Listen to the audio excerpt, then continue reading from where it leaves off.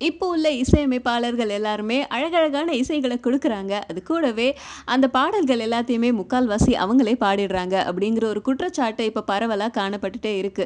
முன்னாடிலாம் பாடகர்கள் தனியா இருப்பாங்க. இசையமைப்பாளர்கள் இசையமைக்கிற வேலைய மட்டும் பார்ப்பாங்க. ஆனா இப்போ உள்ள இசையமைப்பாளர்கள் பல துறையில ரொம்ப பெரிய திறமையாளர்களா இருக்கிறதுனால பாடலையும் அவங்களே பாடுறாங்க.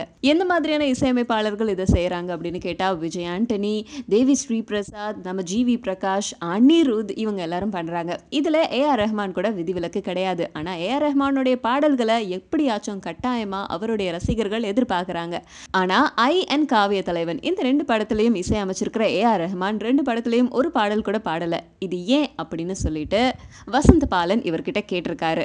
இவரு அதுக்கு ஒரு பதில் சொல்லியிருக்காரு. அந்த பதில வசந்த பாலன் வந்து நம்ம எல்லார்கிட்டயுமே ஷேர் பண்ணியிருக்காரு. அது என்ன பதில் அப்படின்னா, எப்பயுமே ஒரு கலைஞனுக்கு நம்ம வழி விட்டுட்டு நிக்கணும். நம்ம ஒரு அழகான மியூசிக் போடுறோம் அப்படின்னா, அத ஒழுங்கா போட்டுட்டு நகர்ந்துரணும். மத்தவங்களுக்கு நான் வாய்ப்பு குடுக்குறேன். நான் பாடியிருக்கலாம். ஆனா, அவங்களுக்கு வர்ற வாய்ப்ப தட்டி பறிச்சிடக்கூடாது. அதனால நான் ஒதுங்கி இருக்கிறேன் அப்படின்னு மறைமுகமா இந்த விஷயத்த சொல்லியிருக்காரு. ஆனா, எங்களுக்கு புரிஞ்சிடுச்சு சார். இருந்தாலும் ஒரே ஒரு பாடலாச்சும் பாடியிருக்கலாம் அப்படிங்கிறது தான் ரசிகர்களாகிய எங்களுடைய கருத்து.